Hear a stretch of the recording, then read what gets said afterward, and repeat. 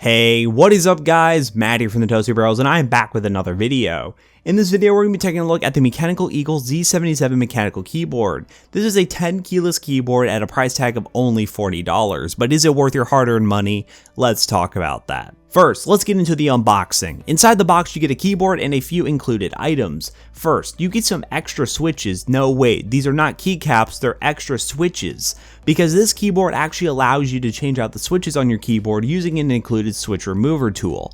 Interesting concept for keyboard repair, but I don't really see much of a logical reason for this unless Mechanical Eagle actually provided you with different switches to buy on your own, which I have unable to locate at the moment. Now that we have the keyboard out, let's take a look at the actual build quality. This is a 10 keyless keyboard with a plastic yet solid backing. The keycaps are your standard keycaps, nothing special about them, and they do feature that horrible gamer font that I really wish manufacturers would just stop using. I would love to see a manufacturer of a budget mechanical keyboard actually stick to a normal typeface. This may just be personal preference, but nonetheless, it's a gripe that I do have. The cable on this keyboard is nothing to write home about. It's braided, but it isn't detachable. Again, I like to mention that a keyboard with a detachable cable is the way to go. But at $40, I can see why this wouldn't be the utmost priority for the board, but there are boards out there like the Ajaz AK33 that was able to do so at only $50. The length is solid, but should be able to work really well for most setups. I wouldn't see any complaints with the actual length of the cable. As far as layout goes, there's nothing really wrong. The keyboard follows most 10 keyless keyboards designs and doesn't commit any real cardinal sins. It is a true 10 keyless board with solid spacing. The raised key design seems to be a common theme on most mechanical keyboards nowadays on the market, and I love it. The design screams quality without you feeling the pain in your wallet.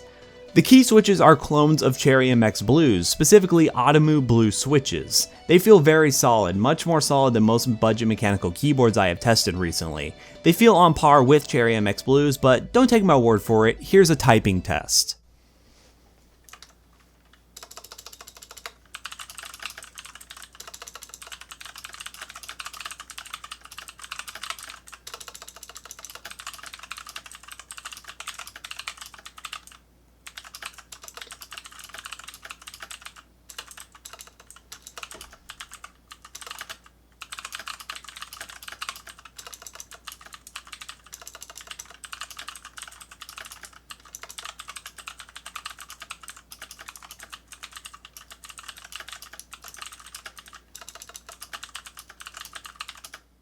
Now onto the lighting, a feature of this keyboard that I really can't harp too much on based on the price of the board, but nonetheless something we have to bring up. The board is using layered RGB backlighting, meaning that each key is not able to access the full color palette, but is assigned a color based on the row it's on. You can change the backlighting mode by holding function and changing the number key, but really it's not the best functionality.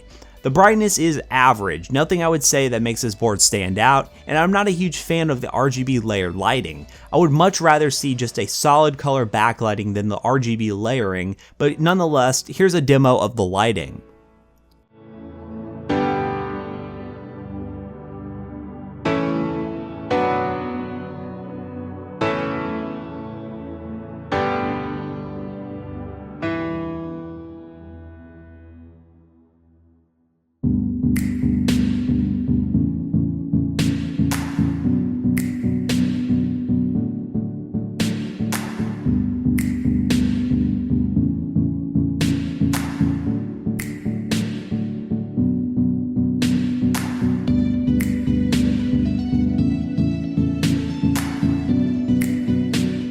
So really, what is my conclusion of this board? Well, for $40, I would honestly add it to the list of the best budget boards you could buy. It's nothing special. It reminds me of pretty much all the other boards at its price point, but it does give you a true 10 keyless layout at a fraction of the cost of others on the market, and this puts it in the highly recommended category for you to consider if you're in the market for a new mechanical keyboard. So that pretty much wraps things up here, guys. I hope you enjoyed this video. If you did, leave a like down below and comment what you think. If you aren't already, follow us on Twitter and subscribe if you're new. I hope to see you all in the next one. Peace out.